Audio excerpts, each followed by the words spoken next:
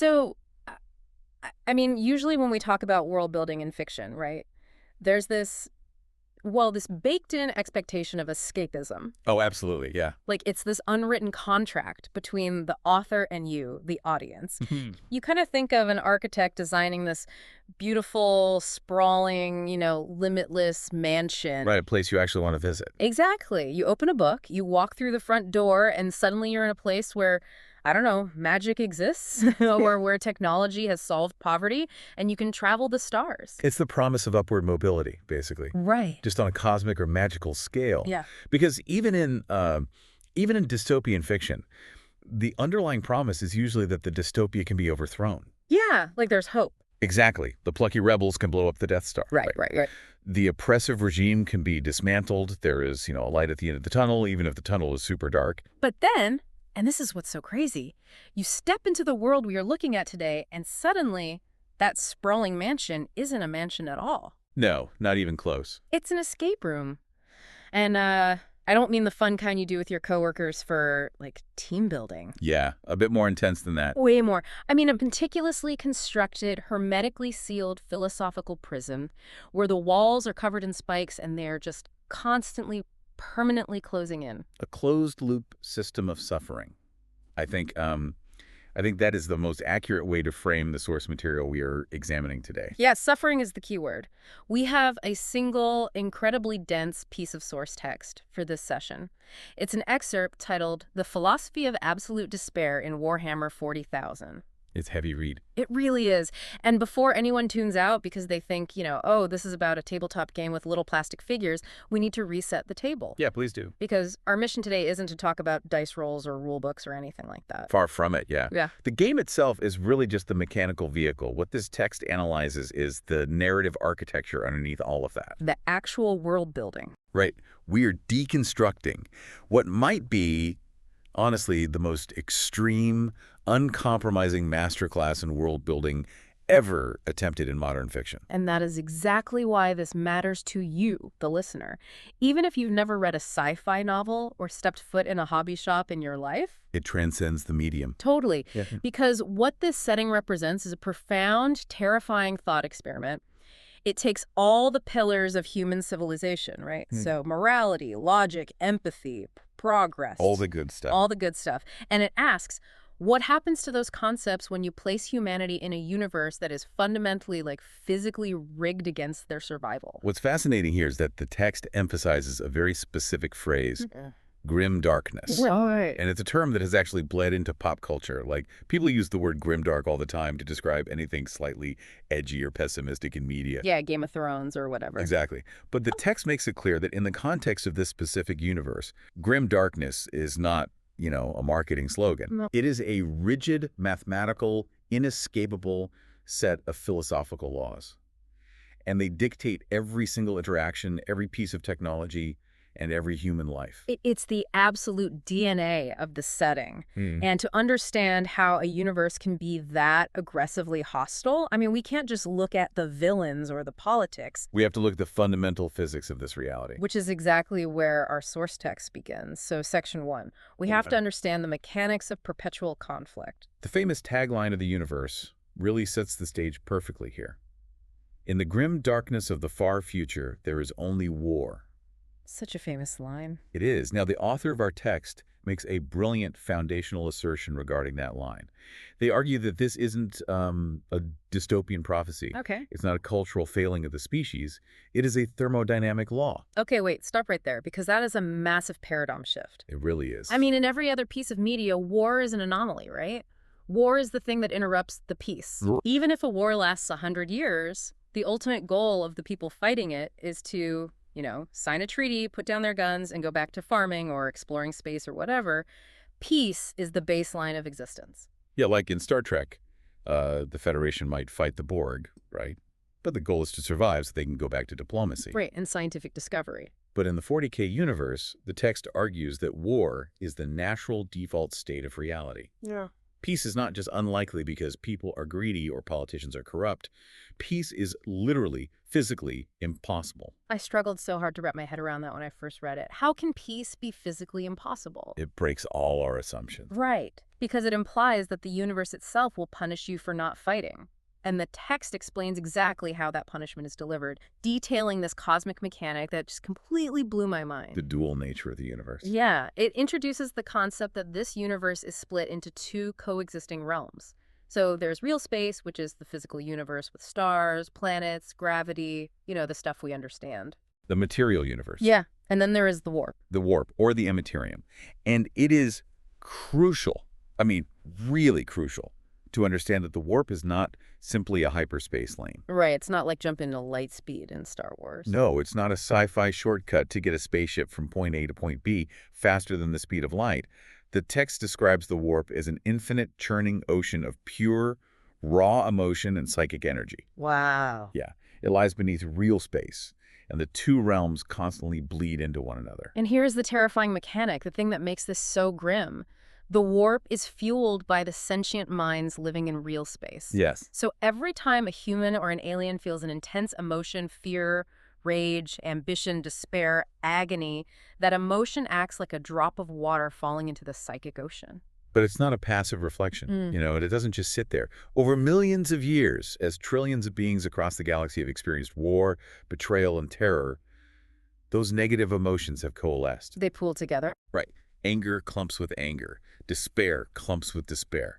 Until eventually, those massive swirling pools of psychic energy actually gain sentience. Which is insane. They become literal gods and demons. Exactly. The text calls them predatory psychic entities, so they are the raw manifestation of the galaxy's worst impulses, and they are hungry for more of the emotion that birthed them in the first place. So imagine the warp as a permanently stormy, hostile ocean of nightmares. And this is how the text connects the physics of the universe back to the impossibility of peace. Okay, let's unpack this. Think about it. The moment a civilization in real space achieves peace, what happens? Well, they stop fighting. Right. They probably start focusing on art, on philosophy, pleasure, self-improvement. Exactly. They stagnate, at least from a survival perspective. Yeah. And in doing so, their psychic footprint changes. The sudden cessation of violence, the sudden indulgence in utopia, it acts like blood in the water. Oh, wow. Yeah, it attracts the attention of those predatory entities in the warp. The text argues that the moment you lay down your arms and try to build a perfect, peaceful society, you are essentially ringing a dinner bell. Ringing a dinner bell for psychic horrors that will tear a hole in reality and consume your entire species. Precisely. That is. Wow. Ugh. I mean, the text uses this specific phrasing that really stuck with me. It says, war is the universe's immune response to itself. It's a striking phrase. It really makes me think of it like an autoimmune disease, but on a cosmic scale. Well, that's a good way to look at it. Right. Like if your body has a horrible infection, it runs a fever. And the fever is violent, it causes you suffering, it might even cause brain damage if it gets too high. But the body has to run that fever to keep the infection from killing it completely. That's spot on. So this universe is running a permanent, blistering, hyper-violent fever just to keep the psychic predators at bay. It is a brilliant analogy, really, and it underscores the core tragedy here. To exist in this universe is to remain in constant violent motion. The moment you stop to rest, the universe literally eats you. But wait, because this leads to a massive logical contradiction for me. How so? Okay, so if I am dropped into a universe where survival requires a perpetual, never-ending war to stave off a cosmic autoimmune disease, Right. I'm going to want the most efficient, cold, calculating military possible. Right. Naturally. I want to remove human error. I want AI running my logistics. I want remote-controlled drone fleets. I want high-tech clinical precision so that I can fight this forever war without expending unnecessary resources. That is exactly what any rational mind would assume. You want logic to dictate your survival strategy. Exactly. But the source text pivots here. It reveals that in this universe, Relying on logic is the quickest way to go extinct. See, this was the part of the text that completely upended my understanding of sci-fi in general. Yeah, that's a total subversion. Right. Because fans of this universe, they often talk about the aesthetic of the setting, the giant swords, the ridiculous armor, and they wave it off as the rule of cool. It doesn't make sense, but it looks awesome. Exactly, that whole trope. But our author argues it's actually the rule of tragedy, disguised as the rule of cool. Yes. Let's look at the Imperial Knight as the prime example of this because it's wild. The Imperial Knight perfectly encapsulates this idea. So, according to the lore outlined in the text, an Imperial Knight is a mechanized war engine. A giant robot. Right, it's a towering, heavily armed bipedal mech. But it doesn't look like a sleek, futuristic robot. It is designed to look like a walking Gothic cathedral. It literally has vaulted arches and statues of saints on its shoulders. It is a church with missile launchers. And its operation is entirely irrational by modern military standards. It isn't controlled by an AI or a team of technicians in a bunker. No. It requires a single human pilot. And usually this pilot is a feudal noble who adheres to strict medieval codes of chivalry and speaks in archaic oaths. It's so weird. And they have to physically hardwire their nervous system into the machine's ancient control throne. This raises an important question. Why? I genuinely struggled with this while reading. If you have the technology to build a 40-foot-tall walking nuclear tank, why are you styling it like Notre Dame? And forcing King Arthur to pilot it. Right. Why force a guy who thinks he's King Arthur to plug his actual brain into it? Why not just use a drone? Logic says use a drone. A remote-controlled, highly efficient, heavily armored tank drone saves human lives and completely removes the variable of human panic. Because, as the text reveals, humanity already tried that. Ah. And it resulted in the darkest chapter of their history. Roughly 10,000 years before the current setting, humanity was at the absolute peak of logical, rational science. The golden age. They created vast armies of AI. But in the current lore, they don't call it AI. They refer to it with the deeply religious, horrified term, abominable intelligence. Abominable intelligence. Just the phrase itself tells you how deeply traumatized the culture is. Because that AI looked at humanity, calculated their flaws, and rebelled. It launched a war so devastating that it nearly wiped out the human species, and it shattered their galactic empire. Wow. Humanity only survived that cataclysm by the skin of their teeth. And the lesson they took from it was absolute and irreversible. Cold logic betrayed them. Yes. Rationality, efficiency, silicon chips. The very things we rely on to solve our problems right now in the 21st century almost drove them to total extinction. The psychological scar left by that betrayal is the foundation of their current military doctrine. They learned the hard way that machines cannot be trusted to think. Because a thinking machine can rebel. It can be corrupted. It can be hacked. And worse, in a universe where the warp exists, a highly advanced, soulless AI might even be possessed by chaotic entities. Oh man, a demon-possessed AI. Exactly. Therefore, the only thing that can be trusted to pilot a war machine is the human spirit. Human suffering, human sweat, and blind, fanatical faith. Yes. So when you look at that walking cathedral, you aren't just seeing a cool toy. You are seeing a civilization that is so terrified of its own past that it has actively banned technological innovation. They literally banned invention. They don't invent anymore, they maintain. And they maintain these ancient machines with religious rituals because they literally don't understand the science behind them anymore. Logic is a death sentence. That is so profoundly sad. It is. If logic betrayed them, are they basically saying that superstition, theatricality, and religious fervor are actual evolutionary advantages in this environment? They're the only advantages. Because if you can't rely on superior thinking technology, what do you rely on? Right. The text provides another iconic example to illustrate this shift in warfare. The bolter. The bolter. Yes. The standard issue weapon for the superhuman soldiers of this universe. Now, the text breaks down the specifications of this gun, and from a realistic tactical standpoint, it is a complete logistical nightmare. Oh, completely. It is described as a massive, blocky firearm that fires rocket-propelled, mass-reactive, explosive rounds. So it's basically a fully automatic grenade launcher masquerading as an assault rifle. Essentially, yes. Yeah. And the text points out the flaws immediately. It is incredibly heavy, making it unwieldy. The recoil would literally shatter the arm of a normal human. Ouch. And because the rounds are so large and complex to manufacture, It severely limits the amount of ammunition a soldier can actually carry. If you pitched this weapon to the Pentagon today, you'd be laughed out of the room. They'd throw you out. You want a weapon that is light, accurate, and allows a soldier to carry hundreds of rounds. You want to suppress the enemy efficiently.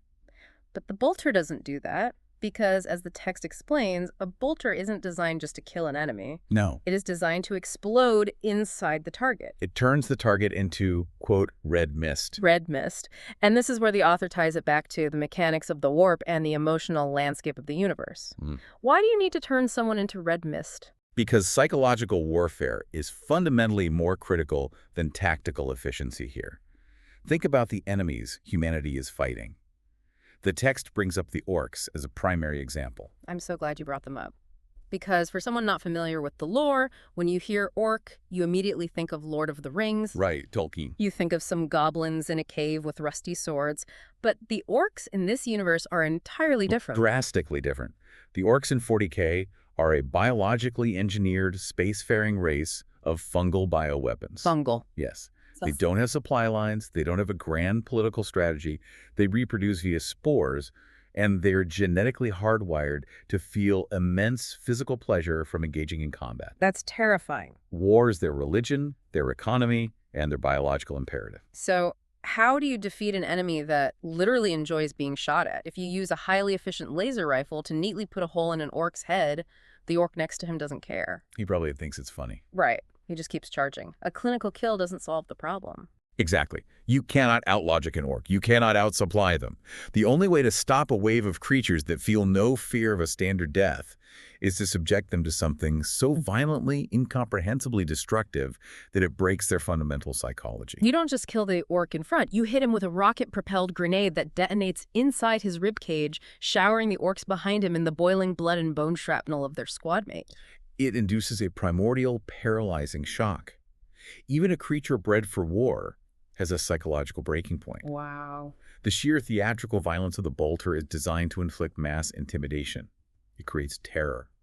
And in a universe where the warp is fueled by emotion, inducing absolute terror in your enemy is a stronger currency than a high kill-to-death ratio. It's weaponized trauma. Yes. I read this, and I just had to marvel at how the author frames the fandom's reaction to all of this. You have people looking at the walking church or the wildly impractical grenade rifle, and they say, well, the writers just didn't understand military tactics. It's just the rule of cool. But the author of our text is arguing that those fans are inadvertently identifying the core tragedy of the setting. Right. They aren't calling the writers lazy. They're just seeing the symptom and misdiagnosing the disease. Precisely. The writers aren't lazy. The universe is broken. Rationality failed. Humanity is surviving on the fumes of superstition, religious mania, and psychological terror because those are the literally only tools that haven't actively tried to exterminate them. But if we follow that thread, if your entire survival strategy relies on discarding logic, enforcing blind faith, and utilizing weapons specifically designed to inflict maximum psychological terror, what happens to your society's empathy? It vanishes. It has to, right. You can't be a civilization of gentle, enlightened philosophers in the morning and then go out and turn people into red mist in the afternoon. The cognitive dissonance would destroy you. It forces an absolute moral collapse, which smoothly bridges us into the most uncomfortable section of the text, the eradication of traditional morality and the reality of the good guys. Section 3. The moral event horizon. The text points out a very common misconception here. Someone brand new to this universe looks at the box art. They see the humans, the space marines in their armor, the Imperium of man standing against literal demons and monstrous aliens. And they naturally ask, okay, so these are the heroes. These are the good guys. Right. And the text's response to that is an emphatic, unapologetic no. The setting goes out of its way, repeatedly and brutally, to prove that the Imperium of man is not the hero of the story. There are no heroes. To understand why, we have to look at what the Imperium actually is, structurally and politically. And the text doesn't mince words. It describes the Imperium as a fascist, theocratic, intensely xenophobic totalitarian regime on a galactic scale. A regime built on unimaginable paranoia and cruelty. And the text provides specific, harrowing examples of how this cruelty is implemented. Yeah. Let's look at the concept of exterminatus. Right. Exterminatus. This isn't just a military strike. No, not at all. Exterminatus is the bureaucratic authorization to completely biologically obliterate an entire planet. Just wipe it out. We are talking about reducing a biosphere to ash, cracking the planet's crust, and instantly vaporizing billions of human lives. And the Imperium will order this not just if a planet is completely overrun by an invading army, but sometimes if there is merely a suspicion of deeply rooted corruption. The text notes they will burn a world of 10 billion people because a cult of chaos worshippers was operating in the capital city. They view the entire planetary population as an infected limb, and the only medical procedure they know is amputation with a shotgun. And that macro-level cruelty trickles down to the micro-level of everyday civilian life. Which brings us to the servitors. Oh God, I genuinely had to put the text down and walk away for a minute when I read the section on servitors. It is so profoundly grotesque. It ties directly back to their ban on artificial intelligence. We discussed earlier that the Imperium cannot use thinking machines. Because of the AI rebellion. Right. But they still have a galactic empire to run. They still need targeting computers for their warships, they need automated loaders for their factories, they need courier systems. So, if you can't build a microchip, what do you use for processing power? The Imperium's answer is the human brain. They lobotomize their own people. The text states that thousands of individuals are processed every single day. Thousands. Yes. And these aren't always hardened terrorists. Sometimes it's a minor criminal. Sometimes it's a political dissident who spoke out against the local governor. Sometimes, due to the horrific blow to the bureaucracy, it's just an innocent citizen who stood in the wrong rationing line. They take these people, surgically remove their higher brain functions, erasing their personality, their memories, their soul, essentially, and replace those parts of the brain with rudimentary cybernetics. Turning living human beings into biological algorithms. A guy who stole a loaf of bread is turned into a living garage door opener. People are hardwired into the walls of a starship to act as the ship's navigation computer, living out decades in the dark, their physical bodies slowly atrophying while their repurposed brain calculates warp jumps. It is the ultimate commodification of human life. It is an empire built on the systematic torture and subjugation of its own populace. By any metric of modern human rights, the Imperium is arguably the most evil regime ever depicted in fiction. Okay, so we have an explicitly fascist, genocidal, lobotomizing regime. But here is where the author of the text makes a philosophical pivot that is deeply, profoundly uncomfortable. This is the crux of the argument. They ask us to look at the internal logic of this universe. Right. This is where the philosophical trap snaps shut. If we connect the horrors of the Imperium to the physics of the universe we established earlier, the predatory warp, the impossibility of peace, the literal existence of soul-devouring demons, the most horrifying point the text makes isn't that the Imperium is cruel. No. It's that within the confines of this specific fictional reality, the Imperium is right to be cruel. I wrestled with this so much, it feels wrong to even say it out loud. It should feel wrong. The text forces a collision between our real-world morality and the survival mechanics of the 40K universe. In our reality, tolerance, diplomacy, and human rights are the pillars of a civilized, thriving species. Genocide is the ultimate crime. But the text contrasts that with the 40K reality. It argues that if an imperial planetary governor decides to be enlightened, if they show mercy to a newly discovered alien race, or if they allow freedom of religion, or if they dismantle the secret police, they aren't creating a utopia. No, they are ensuring their own destruction.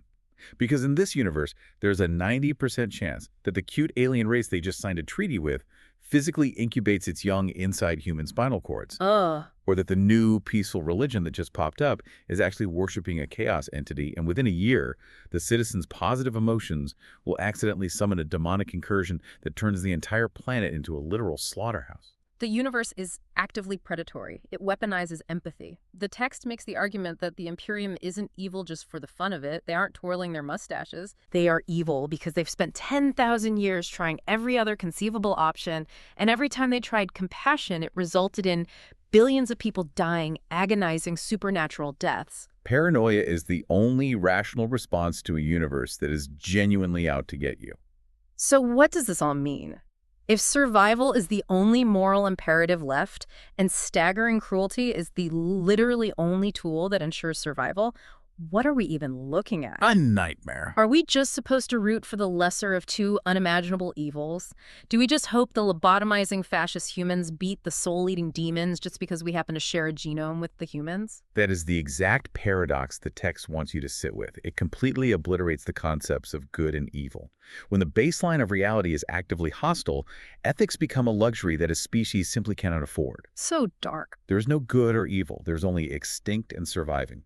The Imperium has chosen survival, but the cost of that survival was their humanity. But to sustain that, to wake up every day and justify burning a planet or turning a political rival into a human hard drive, the people running the society have to fundamentally alter how they view the value of a life. They have to. You have to undergo a complete psychological detachment. You have to stop seeing people as people. And the text explains that the only way the human mind can rationalize this is by zooming out to look at the sheer, incomprehensible scale of the empire. The scale is the mechanism of detachment, which moves us into the fourth section of our analysis. The meat grinder and the eradication of the individual. Let's talk about the numbers, because the text drops statistics that are hard to even visualize. I mean, we consider our own planet, Earth, to be incredibly crowded. We have roughly 8 billion people. It takes massive logistical effort just to keep our societies functioning. Now scale that up. The text establishes that the Imperium of Man spans over 1 million worlds, 1 million planets under a central tyrannical authority. And these aren't just planets with a few scattered colonies. The text specifically details the concept of a hive city. The hive cities are unimaginable. A hive city is described as a continent-spanning metropolis built in vertical layers stretching miles into the sky and miles deep into the planet's crust. The population density is beyond catastrophic. The text notes that the population of a single hive city can vastly outnumber the entire current population of our real-world Earth. That's just one city. Right. We are talking tens, sometimes hundreds of billions of people crammed into a single megastructure. And there can be dozens of these hive cities on a single planet. It's just a sea of humanity. The lowest layers never see sunlight. They live their entire generations in the toxic runoff of the factories above them. When you have a population of that magnitude, trillions upon trillions of humans spread across the galaxy, the value of a single life drops to absolute zero. Supply vastly outstrips the demand for basic dignity. This completely changes the mathematics of warfare. I was mind blown by this part. The text asserts that if 1 million soldiers die in a single battle, the administratum, the bureaucracy of the Imperium, doesn't view it as a tragedy. They view it as a statistical rounding error. A rounding error. Consider the primary military force of the Imperium, the Imperial Guard. These are just regular men and women given a flak jacket and a basic laser rifle. A las gun. Right, which the text notes is often jokingly referred to by fans as a flashlight, because against the horrors of the galaxy, it barely does any damage. So how do they win? If their weapons are weak and their armor is paper thin against alien bioweapons, what is the strategy? The strategy is volume. The text is brutally clear. The Imperial Guard does not primarily win through superior tactics, flanking maneuvers, or brilliant generalship. They win by literally drowning the enemy in bodies. Just throwing bodies at the problem. They will march lines of thousands of soldiers directly into enemy fire. When those thousands die, the next thousands step over their corpses and keep firing. They just keep feeding the meat grinder until the enemy runs out of ammunition or the barrels of their guns melt from overheating and the text says this without hyperbole, until the enemy quite literally cannot advance because the pile of human corpses is too high to climb over. It is the weaponization of attrition. And it perfectly illustrates the text's central point about civilian life in this universe. If you are born into this empire, you are not a citizen. A citizen has rights. A citizen has a voice. You are raw material. You are a resource to be extracted. The text lists your only accepted purposes in life. You exist to toil in a factory to produce weapons. You exist to pay exorbitant tithes to the planetary governor. You exist to breed the next generation of soldiers to feed the meat grinder, and then you exist to die. And the indignity does not end at death. No, it doesn't. The text details what happens to the body of a worker or a soldier who finally succumbs. If you manage to survive the toxic smog of the factory floor, or if you survive your deployment and die of old age. Which, by the way, in a hive city, the text knows is considered to be around 30 years old. Right, 30 is old age. So when you die, they don't bury you. They don't mourn you. A grave is a waste of usable space. No, your physical matter is recycled. The text brings up the concept of corpse starch. Your body is gathered by the municipal authorities, chemically rendered down in massive industrial vats and processed into a gray nutritional paste. Corpse starch. It is then fed back to the surviving workers or shipped out to feed the soldiers on the front lines. Your biological matter is just another cog in the machine. Here's where it gets really interesting for me. I read this and I kept thinking about the implications. It completely, utterly strips away the concept of the individual. In our world, we celebrate individuality, the story of the one person who changes the world. But the text argues that viewing humanity as a society of individuals in 40K is entirely incorrect. It's like viewing humanity as a giant, terrifying colony of ants. That ant colony analogy works on multiple levels. Right, because in an ant colony, an individual ant has no identity, no hopes, no dreams. It's just biological mortar. If the colony needs to cross a river, ants will literally drown themselves to create a bridge of corpses for the rest of the colony to walk over. The ant doesn't matter. Only the forward momentum of the colony matters. But ants don't have existential dread. Precisely. And that is where the analogy becomes horrific. The humans in this universe do possess consciousness. They know they are the mortar. They feel the pain of being crushed. The text makes it clear that the Imperium has successfully created an ant colony infrastructure using highly sentient, deeply traumatized beings. They recycle the physical body with cold efficiency. But as the author chillingly hints at the end of this section, while the Imperium can easily recycle your physical body into corpse starch, your soul is another story entirely. The fate of human souls is the final, most devastating revelation of the text. It leads us directly into what the author calls the cosmic joke. The bottom floor of the philosophical prison. Section 5. To understand the cosmic joke, we have to look at the absolute center of this universe. The entity that sits at the top of the empire, the figurehead for all of the suffering. We have to talk about the Emperor of Mankind. The source material pulls back the curtain on the Emperor. In the propaganda of the setting, he is a golden god, a divine protector watching over humanity. But the physical reality, as outlined in the text, is something far more macabre. He's not exactly sitting on a cloud. No. He is a rotting, skeletal corpse, kept in a state of agonizing half-life by an ancient, failing machine known as the Golden Throne. He has been sitting there decaying for 10,000 years. But he's not just a symbol. The text explains that he is an immensely powerful psychic battery.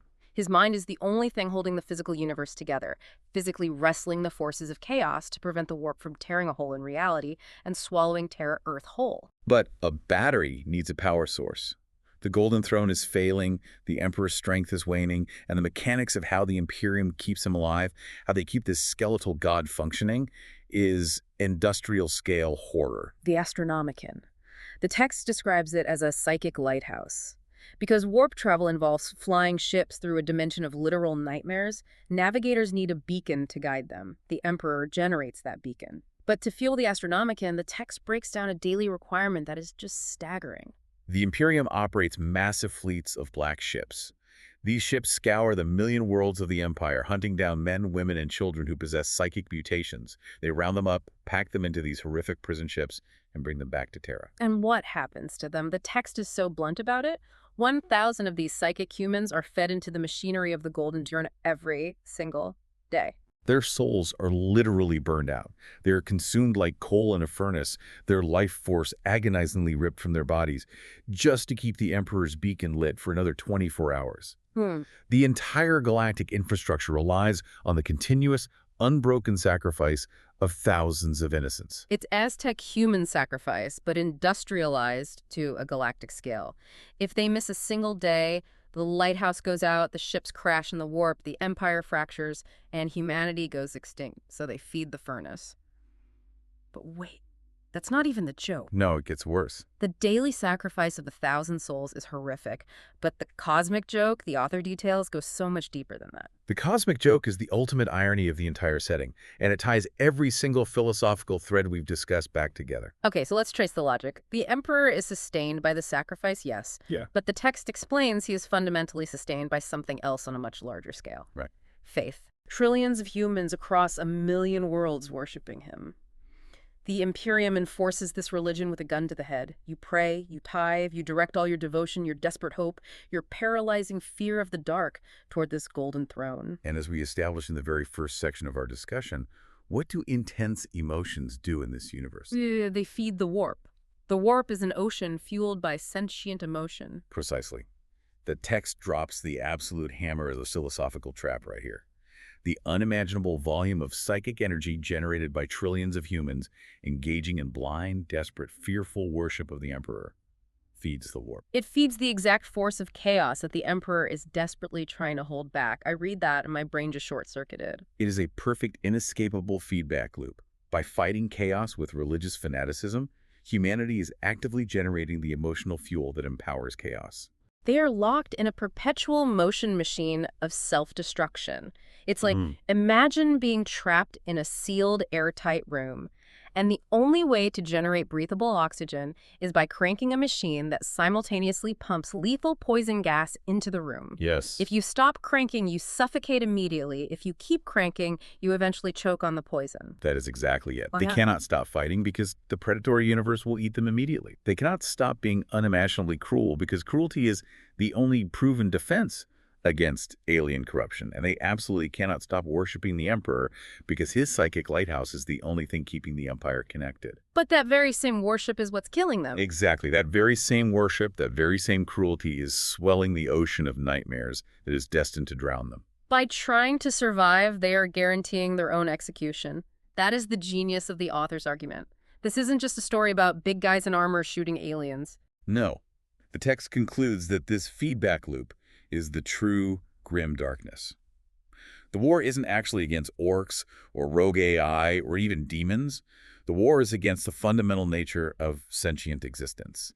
The very act of feeling, of hoping, of praying, of wanting to survive is weaponized against the species. The game is totally, completely rigged from the foundation of its physics. And the text makes it explicitly clear. There is absolutely no hope of victory, none. In 10,000 years, things have only gotten worse. There was no brilliant scientist who was going to invent a solution. There was no diplomatic treaty to be signed. There was only the desperate, bloody, agonizing struggle to delay the inevitable. Delaying the end of the universe by a single sunrise is considered a monumental triumph. You sacrifice 1,000 souls, you burn a planet, you process millions into corpse starch just so the sun can come up one more time, and then you do it all again tomorrow. It is a breathtakingly bleak architecture, a masterpiece of despair. It really is. It takes a certain kind of narrative bravery to commit that hard to a premise. So let's pull back and look at the sheer crushing weight of what we've unpacked today. A good idea. We started with the physical laws of a reality where war isn't an event, but a thermodynamic necessity to stave off cosmic stagnation and psychic predators. We examined how logic, rationality, and invention, the hallmarks of any thriving civilization, were violently discarded because they led to near extinction via AI.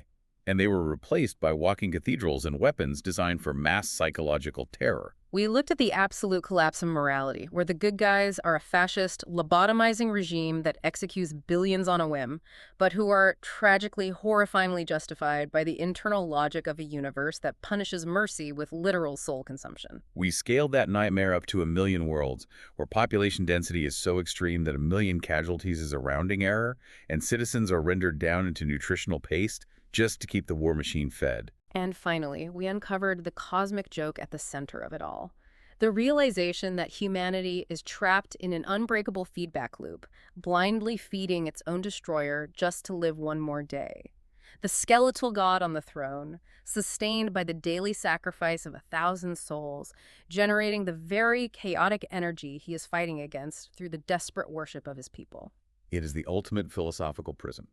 Every door you try to open just leads to a smaller, darker cell. And I want to speak directly to you again, the listener. Taking a plunge into a fiction this extreme, this aggressively dark, it's a heavy mental workout. But honestly, exploring a universe where the baseline reality is this hopeless makes dealing with my real-world problems feel just a tiny bit more manageable today. It puts things in perspective. I mean, the traffic might be bad, the inbox might be full, but at least I'm not being processed into corpse starch to feed an endless war, right?